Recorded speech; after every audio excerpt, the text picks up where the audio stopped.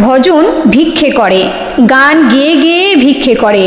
হরে কৃষ্ণ কৃষ্ণ কৃষ্ণ হরে হরে। এর বাইরে সে কিছু জানে না, জানার চেষ্টাও করে না। ভজন ঠিক মতন হাঁটতেও পারে না। ছোটবেলা থেকেই নার্ভের রোগে সে কবে থেকে পা টেনে টেনে কেঁপে কেঁপে হাঁটে। দেখলে মনে হবে যে কোনো মুহূর্তে উল্টে পড়ে যাবে, কিন্তু পড়ে না। ভিক্ষে করতে সে খুব সকালে বের হয়, কাঁপতে কাঁপতে ফেরে সেই বিকেলে। ভজনকে অন্তত 10টা গ্রামের লোক চেনে। ছেলে বুড়ো যুবক যুবতী সবাই ভালোবাসে। দুপুরবেলা ডেকে অনেকেই তাকে খাবার দেয়, পোলায় মুড়ি বেঁধে দেয়। ভজন বীরপুর গ্রামে থাকে। গ্রামে থাকে ঠিক বলা যাবে না, গ্রাম থেকে ছোট্ট একটা রাস্তা মাঠের দিকে গেছে। চাষিরা ওইখান দিয়ে ফসল নিয়ে বাড়ি ফেরে। এই রাস্তারই একেবারে শেষ প্রান্তে এক বড় বট গাছের নিচে ভজনের কুটির। একেবারে ফাঁকা জায়গায়। বর্ষার দিনে ভজনের খুব কষ্ট। তখন গরুর গাড়ির চাকায় রাস্তা এলোমেলো হয়ে যায়, এবড়ো খেবড়ো হয়ে যায়, ছোট ছোট গর্ত হয়ে জল জমে থাকে। তখন ভজন ঠিক মতন হাঁটতে পারে না। এ পথে আছাড় খেয়ে কাদা মেখে অতি কষ্টে প্রতিদিন কুটিরে ফেরে। ভজনের ঘর বাড়ি ভাঙা, ঝড় বাদলে বড় অসুবিধে। চাল ফুটো হয়ে বৃষ্টির জল পড়ে। যেদিন রাতে বৃষ্টি হয় সেদিন ভজন ঠিক মতন ঘুমাতে পারে না, সারা রাত বসে কাটায়। ঘরের ভেতর যেখানে যেখানে বৃষ্টির ফোঁটা পড়ে সেখানে মাটির জায়গা পেতে দেয় ভজন। এর মধ্যে জল পড়ে টুপ টুপ শব্দ হয়। বসে বসে ভজন সে শব্দ শোনে, শব্দের সঙ্গে কথা বলে। কেরোসিনের কুপি শেষ রাতের দিকে নিবু নিবু হয়ে আসে, তখন ফু দিয়ে নিভিয়ে দেয় ভজন। তারপর জড়সড় হয়ে বসেই ঘুমিয়ে পড়ে ঘরের এক কোণে। বছর 10 আগে ভজন কোথা থেকে যেন টলতে টলতে এই গায়ে উদয় হয়। প্রথম সে প্রাইমারি স্কুলের বারান্দায় রাত কাটাতো। পরে অতি বৃন্দা ইন্দু বৈষ্ণবী তাকে ডেকে নিয়ে যায়। সেখানেই সে পাকাপাকি থাকতে শুরু করে। এখন যে ঘরটায় ভজন থাকে সেটাই ছিল ইন্দু বৈষ্ণবীর। বৃন্দা ইন্দু বৈষ্ণবী আপাতত নেই। বছর খানেক হলো কাশি গেছে, আর ফেরেনি। অনেকেরই ধারণা তিনি আর বেঁচে নেই, ওখানেই মরে গেছে।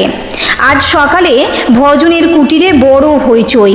গত 5 দিন একটানা বৃষ্টি হয়েছে, নিম্নচাপের বৃষ্টি। জ্যৈষ্ঠ মাসে এমন জল বৃষ্টি অনেক দিন হয় না, তবে গত রাত থেকে একটু থেমেছে।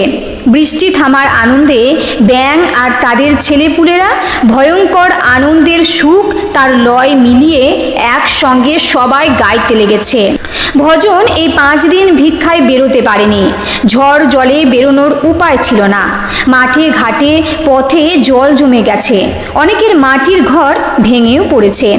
পীরপুর উত্তর পাড়ার রাস্তা ভেঙে হুহু জল নামছে বিলে। সেই ভাঙা রাস্তার চুনো মাছ ধরেছে অনেকে। ভজনের পক্ষে ওই রাস্তা পার হওয়া অসম্ভব। তাই সে একদিন ঘরেই ছিল, বেরোয়নি। ভজনের ভাঙা ঘরে অনতিপুর অগ্নিশ্বর মণ্ডলের জমি।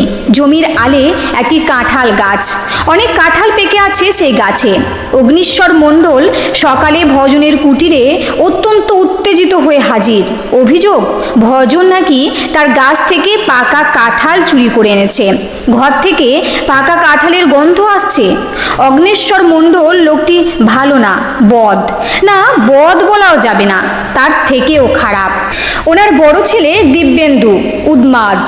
মদ খেয়ে খেয়ে মাথায় একটা দোষ হয়ে গেছে। ছোট ছেলে গাঁজাখোর, গঞ্জে মাঝে মাঝে ডাকাতি করে। অগ্নিশ্বর লোকটি নিজেও সন্ডা আর কিপটে টাইপের।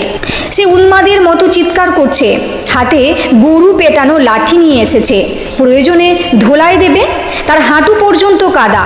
ভজন বেজার মুখে দাঁড়িয়ে আছে কুটিরের বাইরে, ভেজা আল ধরে। সে কিছু বলছে না, চুপ করে আছে। তার পরনের ছেঁড়া নোংরা পোশাকটাও ভেজা। চিৎকার চেঁচামেচি শুনে গ্রাম থেকে কয়েকজন ছুটে এলো। এসে জিজ্ঞেস করলো, কি হয়েছে? অগ্নেশ্বর এদের সবাইকে চেনে, তবে কাউকে মানে না।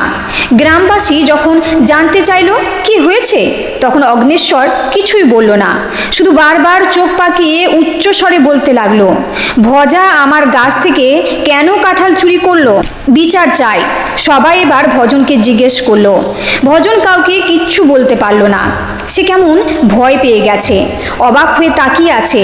ভজনের পেট থেকে কথা বের করতে না পেরে সবাই সিদ্ধান্ত নিল ঘরে ঢুকে দেখবে। সেই মতো তারা একসঙ্গে ভাঙা কুটিরে প্রবেশ করলো।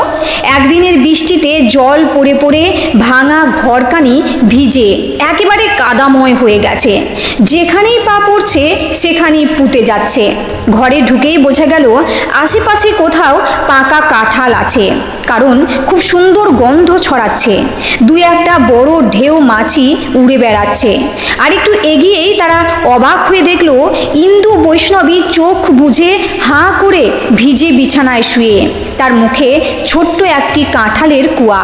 বৈষ্ণবীকে এরা সবাই চেনে, তাই উদ্গ্রীব হয়ে মুখের কাছে গিয়ে দেখল বৈষ্ণবী আর বেঁচে নেই, রাতেই কখন যেন মরে গেছে। সবাই দৌড়ে বাইরে বেরিয়ে এলো। ভজনের কাছে গিয়ে উদ্বিগ্ন হয়ে বলল, কিরে মাসি কবে এলো, কখন মরল? গ্রামের অনেকেই বৈষ্ণবীকে মাসি বলে ডাকত। ভজন অবাক হয়ে সবার দিকে তাকিয়ে থেকে বলল, মরে গেছে? কখন মরল তাই বল।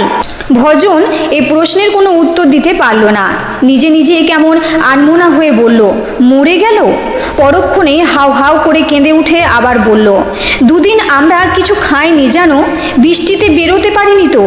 যারা ভজনের মুখের দিকে তাকিয়ে প্রশ্ন করছিল তারা ভজনের কান্না দেখে কষ্ট পেল। সান্ত্বনা দিয়ে বলল, কাঁঠাল চুরি করে যখন খেলি দুদিন আগে খেতিস। ভজন এবার কান্না ভেজা চোখে অগ্নেশ্বরের মুখের দিকে তাকালো, তাকিয়ে বলল, বিশ্বাস করো কাকা, কাঁঠাল আমি চুরি করিনি। তোমার ছোট ছেলে সকালে এসে জোর করে আমার সব পয়সাগুলো নিয়ে চলে গেল। যাবার সময় শুধু শেয়াল খাওয়া কাঁঠালটা ছুঁড়ে ঘরে দিয়ে গেল। সত্যি বলছি, আমি কাঁঠাল চুরি করিনি, বিশ্বাস করো। দুপুরের দিকে যখন গ্রামবাসী বৈষ্ণবীর দেহ ঘর থেকে বের করে নিয়ে চলে যাচ্ছিল, তখন ভজন কাঁদতে কাঁদতে ভেজা চোখে বৈষ্ণবীর দুই গালে হাত বোলাতে বোলাতে বলল, তুমি বিশ্বাস করো মাসি, সত্যি বলছি, আমি চোর না। মাসি, আমি চোর না, আমি কাঁঠাল চুরি করিনি, আমি চোর না মাসি। গল্পটি এখানেই শেষ হচ্ছে। গল্পটি যদি ভালো লেগে থাকে তাহলে প্লিজ লাইক ও কমেন্ট করতে ভুলবেন না। আর নতুন বন্ধু হলে অবশ্যই সাবস্ক্রাইব করে সঙ্গে থাকবেন। দেখা হচ্ছে আবার পরের নতুন কোনো ভিডিওতে।